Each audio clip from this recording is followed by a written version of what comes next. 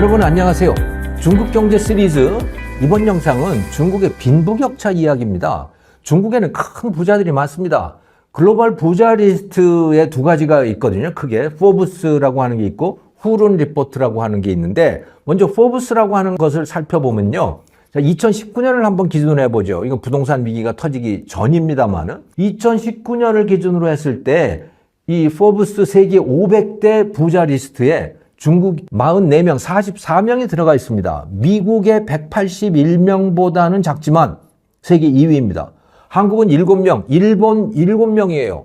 그러니까 그것에 비하면 중국인 44명이라고 하는 건 압도적으로 많은 것이죠. 또 후룬 리포트라고 하는 것도 있는데요. 네, 이것은 10억 달러 이상을 보유한 부자들, 그러니까 빌리언웨어인 거죠. 1 빌리언 달러 이상, 10억 달러 이상을 갖고 있는 부자 리스트를 매년 발표를 하는데요. 2019년 전 세계의 빌리언웨어가 2,470명이었습니다. 근데 중국이 그 중에 658명이에요. 미국은 584명입니다. 그러니까 중국이 미국보다 74명이나 더 많아요. 그 빌리언웨어들이. 한국은 36명, 일본은 38명입니다. 사실 그런데 이렇게 그 리스트가 다른 이유는 그럴 만한 이유가 있는 거죠. 누가 얼마의 이 재산을 갖고 있는지 이거 사실은 프라이버시 아닙니까? 그러니까 정확한 수치를 알 수는 없는 거예요. 그래서 각자 나름대로 공개되어 있는 정보들을 수집을 해서 이렇게 저렇게 맞춰서 재산 규모를 추정하는 거기 때문에 이게 발표되는 기관마다 이 결과가 서로 다를 수 있는 겁니다. 하지만 어쨌든 간에 중국의 억만장자로 불릴 만한 부자가 많다는 것은 이건 틀림없는 사실인 것 같습니다. 이들의 돈 씀씀이도 엄청납니다. 2022년에 롤스로이스 아시죠, 여러분? 한 대에 5억이 넘는다는 이 롤스로이스 자동차. 이게 2022년에 전 세계에서 6,021대가 팔렸는데요. 중국에서만 1,500대가 팔렸답니다. 우리 한국도 한국의 판매량은 234인데 중국에서의 판매량은 그거보다 어마어마한 거죠. 이 중국 부자들의 씀씀이 거기서 멈추지 않습니다. 폴로라고 하는 스포츠 아시죠? 옛날에 이 왕족들이 즐기던 그 스포츠 아닙니까? 귀족들이 즐기던 거. 이 폴로를 즐기는 부자들도 급증하고 있답니다. 그 말 타고 공치는 그 경기 말입니다. 왕족들이나 즐겼던 그 스포츠를 이제 중국 부자들, 많은 중국 부자들이 그것을 즐기기 시작했다고 해요. 그러니까 중국의 부자들이 대단한 겁니다. 근데 1인당 평균 소득으로 보면 중국이 12,000달러예요. 우리나라는 32,000달러잖아요. 그러니까 중국은 평균 소득으로 보면 한국의 40%도 안 됩니다. 그런데 최고 부자들은 우리나라와 비교도 안 될 정도로 중국의 부자들이 많이 있는 겁니다. 그런데 그 이면은 뭘까요? 가난한 사람 역시 엄청나게 중국에 많다는 것이죠. 얼마 전에 이런 기사를 봤습니다. 상하이에 27평짜리 아파트 한 채를 39명이 쪼개 살았어요. 27평짜리를 39명이 쪼개 살았다. 도대체 거기 어떻게 살았을까요? 네, 정말 상상이 안 되는데 그렇게 쪽방살이를 그렇게 하다가 그게 당국에 적발이 됐대요. 그거 그렇게 하면 그게 불법인 모양입니다. 네, 그 사건이 사우스 차이나 모닝 포스트에 보도돼서 제가 그걸 읽었는데 참 이게 어떻게 살았는지 상상이 잘 안 됩니다만은 그런 일이 중국에서 벌어지고 있는 거예요. 그 사람들은 얼마나 가난한 사람들이겠습니까? 이제 그럴만도 했던 게요. 중국에는 임대주택이 아주 드물어요. 이 상하이가 속해 있는 이 장시성의 총 인구의 한 25% 정도가 25% 정도인 한 450만 명 정도가 농민공으로 추정이 되는데요. 임대주택은 전체 주택의 한 10% 정도를 조금 넘는 수준이라고 해요. 그러니까 임대를 살아야 하는 사람들의 숫자는 굉장히 많은데 임대주택은 정말 얼마가 없는 거예요. 그러니까 거기에서 살아야 하는 이 농촌에서 이주해 와서 여기서 일하고 있는 이 노동자들 말이죠. 그 사람들은 얼마 되지 않는 그 임대주택에서 쪽방살이를 할 수밖에 없는 상황인 것이죠. 베이징의 상황도 만만치 않다고 해요. 생쥐족이라고 하는 사람들에 대한 기사가 많이 났던데요. 지하에 들어가서 사는 사람들을 이야기를 하는 겁니다. 과거에 마오쩌둥 시대에 소련, 미국과의 핵전쟁에 대비해서 이 지하에다가 방공호들을 많이 파놓은 모양이에요. 그 해도 안 들지, 그러니까 뭐 축축하고 곰팡이 피고 다 그랬을 거 아닙니까? 거기에 들어가서 사는 사람들이 100만이나 된다고 합니다. 그 인구가. 지상에서는 살 곳을 찾지를 못하는 거예요. 그 쪽방 생활자, 지하 쪽방 생활자들을 생쥐족이라고 부르는 건데, 이런 식의 쪽방 생활자들에는 생쥐족뿐만이 아니고 개미족도 있고 달팽이족도 있고 뭐 여러 가지 이 형태로 살고 있는 사람들이 많다고 해요. 살 곳이 없어서 지하로 또 쪽방 생활로 내몰리고 있는 가난한 사람들인 거죠. 그런데 아이러니한 것은요, 중국의 빈집들이 그렇게 많다는 거예요. 전국에 비어있는 새집입니다. 새집이 6,500만 채에 달하는데요. 베이징에만 110만 채가 빈 채로 남아있다고 합니다. 주인이 다 있는 집들이에요, 110만 채가. 그런데 그거는 빈 채로 남아있고, 또 다른 한편에서는 100만이라고 하는 사람이 지상에서 거주를 못해서 지하에 방공호를 나눠 쓰고 있는 이런 상황인 거죠. 참 우리로서는 도저히 이해가 안 되는데 지금 버젓한 중국의 현실인 겁니다. 2021년 2월 25일 날 시진핑 주석이 이렇게 선언을 했어요. 중국은 농촌에서 빈곤을 완전히 퇴치했다. 이렇게 선언을 했거든요. 근데 정작 도시의 상황은 지금 이런 지경입니다. 도시 빈민의 상당수가 농민공들이에요. 농촌에서 올라와서 도시에서 직업을 갖고 있는 사람들을 농민공이라고 부르잖아요. 이들이 부의 사다리를 올라가야 되는데, 그래야 이 빈부격차 문제가 해결이 되는데 그렇게 못하게 만드는 거대한 장애물이 있는 겁니다. 그게 바로 후커우 제도라고 하는 건데, 우리 발음으로 읽으면 호구예요. 우리 호적 제도 이렇게 보시면 되는 겁니다. 호적 등본, 호적 초본, 옛날 그런 게 있었잖아요. 지금은 가족관계부 뭐 이렇게 되어 있지만, 그 호적, 그게 호구, 중국 발음으로는 후커우라고 해요. 네. 근데 이 후커우 제도는 마오쩌둥이 1959년에 만들어 온 제도인 겁니다. 사람마다 지역별로 이 후커우 등록을 하게 하는 거고, 그래서 누구는 베이징 호구, 누구는 저 시골의 구이저우성 호구, 뭐 이런 식으로 호구를 만들어 놓은 거예요. 근데 우리의 호적과는 결정적으로 다른 점이 있죠. 그게 뭐냐? 우리는 호적이 어떻게 돼 있다고 하더라도 그 호적지에 가서 반드시 살아야 되는 건 아니잖아요. 그거하고 거주 이전의 자유하고는 아무 관계가 없잖아요. 근데 중국에서는 이 후커우가 거주 이전의 자유를 심각하게 막고 있는 겁니다. 마오쩌둥 시절에는 아예 자기 고향을 떠날 수 없게 돼 있었고요. 이 후커우가 돼 있는 거기를. 개혁 개방이 된 이후에는 어느 정도 풀려서 이 농민들이 후커우가 어디라고 하더라도 뭐 도시로 이주는 할 수 있게 돼 있어요. 이주해서 노동하고 돈을 벌 수는 있게 됐습니다만은 자기 후커우가 아닌 지역에서는 심각한 불이익을 감수하게 돼 있었습니다. 그 농촌에 후커우가 돼 있는 사람들은 농민공이 돼서 도시에 살 경우에 자기 아이를 학교에 보낼 수가 없는 거예요.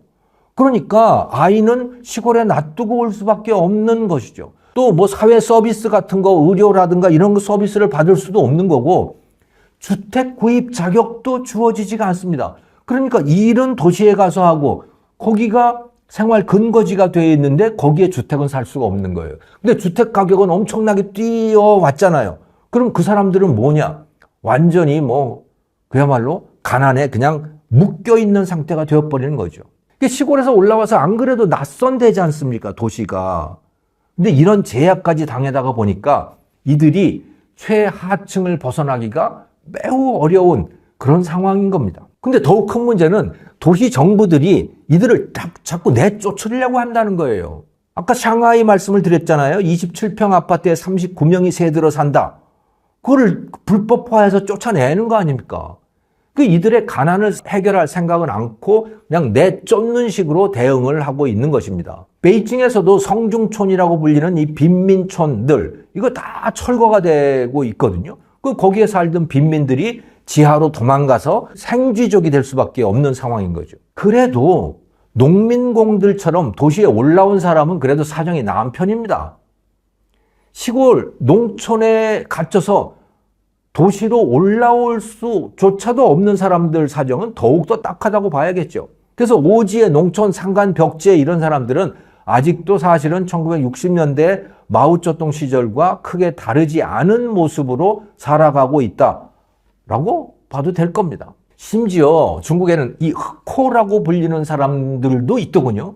아예 후코가 없는 사람들이에요. 법률적으로 존재하지 않는 사람들을 말하는 것이죠. 왜 그런 사람들이 있었나? 하나의 정책, 한 명만 낳게 돼 있었잖아요, 중국은. 네. 한 명 이상을 낳으면 그럼 불법인 거예요. 그 아이들을 그 부모는 어떻게 했을까? 내다 버린 겁니다. 특히 딸 아이들을 내다가 버린 거예요. 왜? 아들을 낳기 위해서. 한 명만 낳을 수 있는데 딸을 낳았어. 그러면 어떻게? 딸만 데리고 있어야 되잖아요. 아들을 원하는 부모들이 많았던 거죠. 그 애들을 버린 겁니다. 제가 이 중국에 여행을 하던 중에 어떤 운하에서 배를 타게 됐거든요.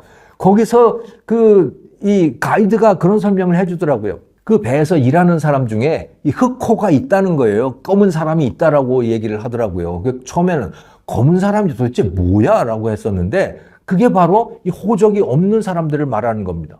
이 사람들은 뭐 떠돌아다니면서 그냥 그렇게 배에서 허드렛 일 하고 뭐 그렇게 살아가고 있더라고요. 하나의 정책 때문에 그 먼저 나온 그 딸아이들이 버려진 것들 뭐 이런 케이스도 많지만 또 미혼모들이 낳은 아이들 뭐 그 아이들도 그렇게 된 경우들이 많이 있다고 해요. 그들의 숫자가 무려 1,300만이나 된다고 추정을 하더군요. 자, 작년에 세상을 떠났던 리커창 총리 기억하시죠? 시진핑 주석하고는 결이 상당히 다른 사람인데요. 합리적인 데다가 상당히 솔직하기까지 했었습니다. 이분이 2020년 중국의 전국 인민대표대회가 끝난 다음에 이 기자회견을 했는데요. 여기에서 깜짝 놀랄 만한 이야기를 했어요. 중국 경제 실상을 밝힌 겁니다. 그 내용이 뭐냐? 중국에는 월 소득이 1,000위안도 안 되는 사람, 그런 사람이 전국에 6억 명이나 된다. 이런 말을 한 거예요. 그 당시에 환율로 하면 환율이 1위안당 170원 정도였거든요. 그럼 1,000위안이면 얼마냐? 월소득 17만 원이라고 하는 거예요.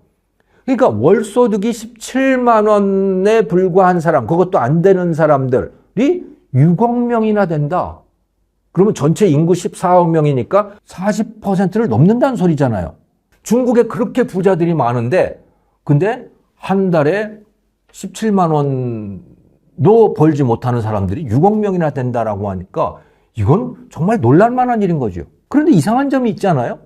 2019년에 공식 통계를 보면 중국 1인당 평균 가처분 소득, 세금을 빼고 뭐 이런 부담금 빼고 가질 수 있는 가처분 소득이 3만 위안이거든요. 그러니까 연간으로 하면 한 510만 원 정도가 되는 거예요.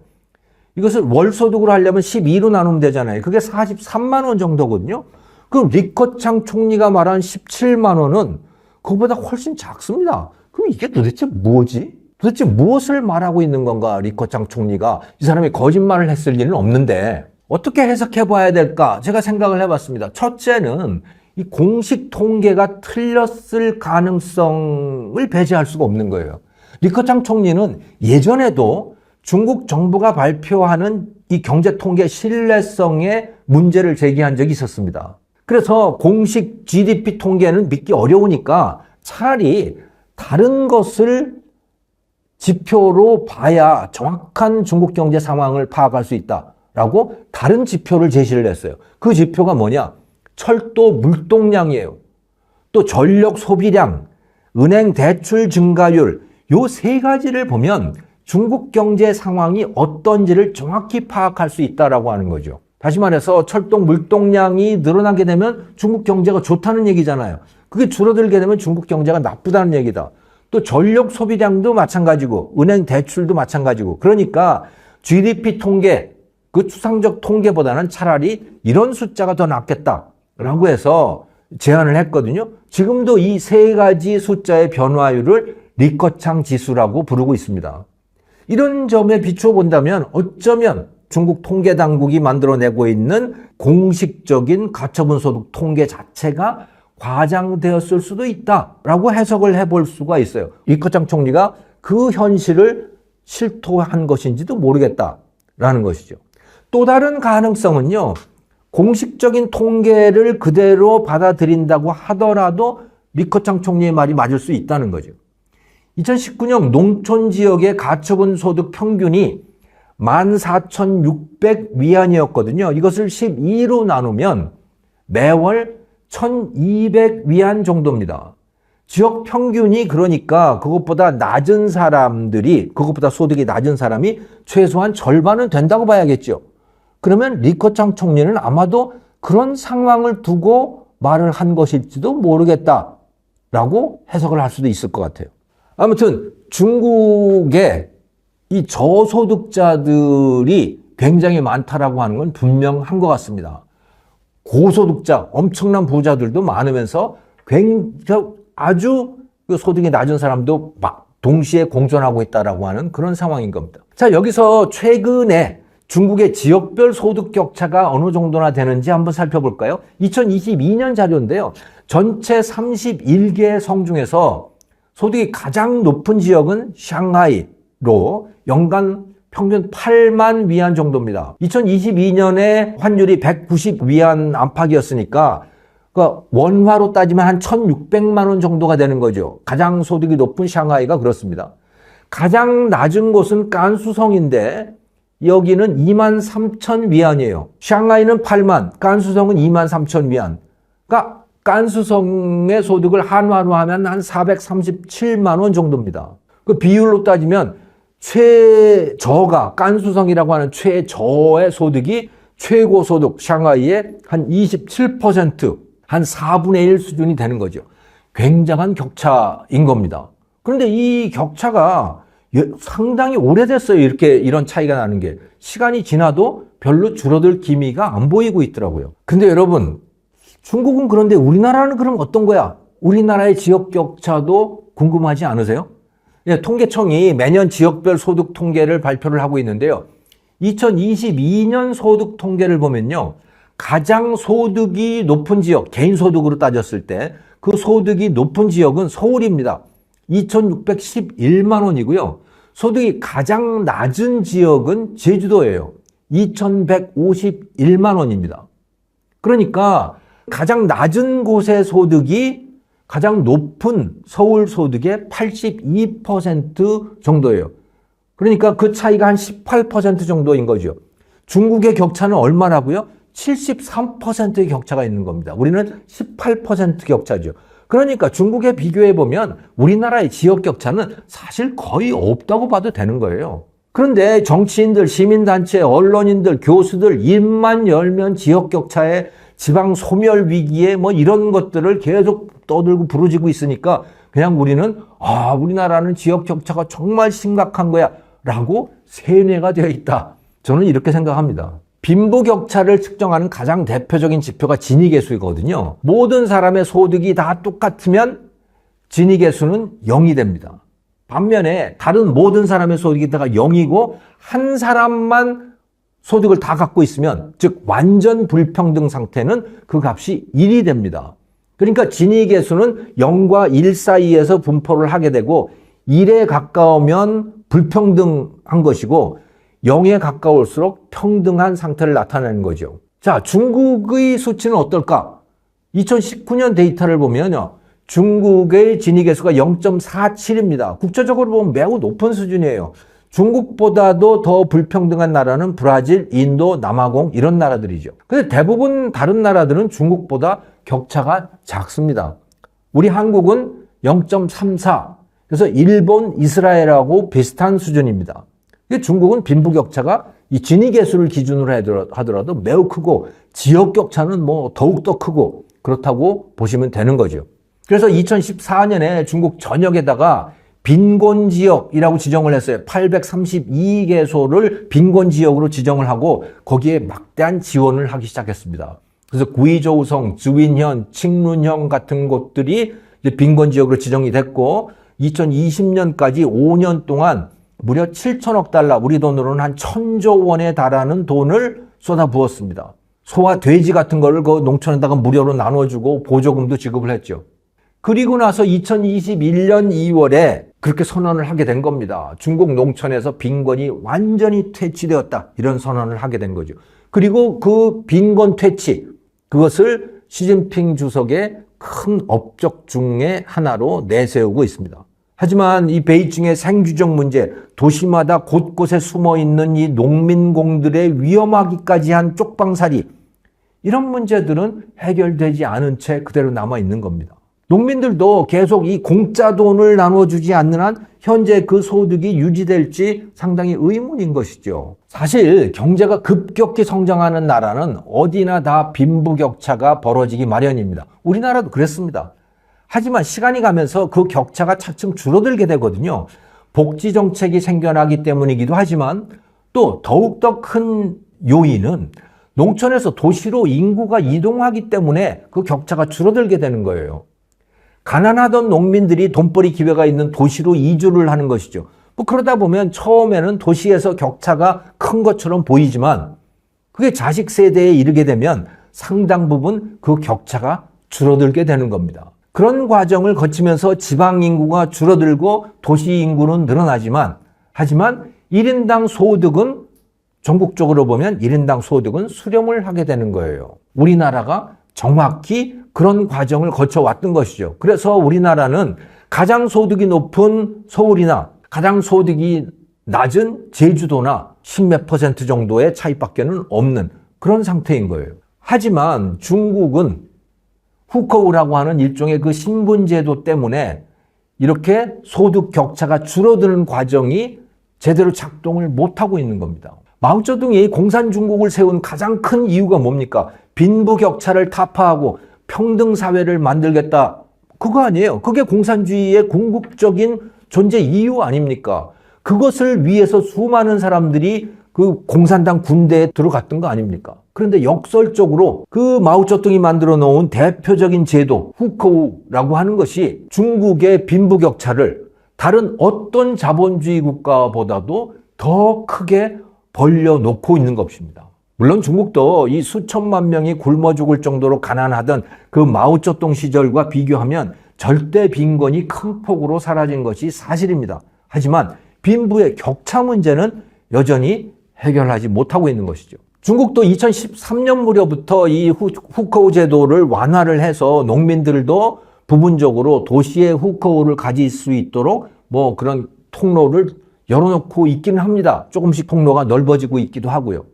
또 2023년에도 큰 폭으로 또 완화를 했더라고요. 후커우 제도에. 하지만 최소한 지금까지는 이 농민공의 상황, 중국의 빈부격차 상황이 크게 달라지지 않은 것으로 보입니다. 중국 경제 시리즈 제2편, 오늘은 빈부격차 문제를 말씀을 드렸습니다. 다음 영상에서는 3편에서는 부동산 시장 상황을 보다 상세히 전해드리겠습니다. 시청해 주셔서 감사합니다.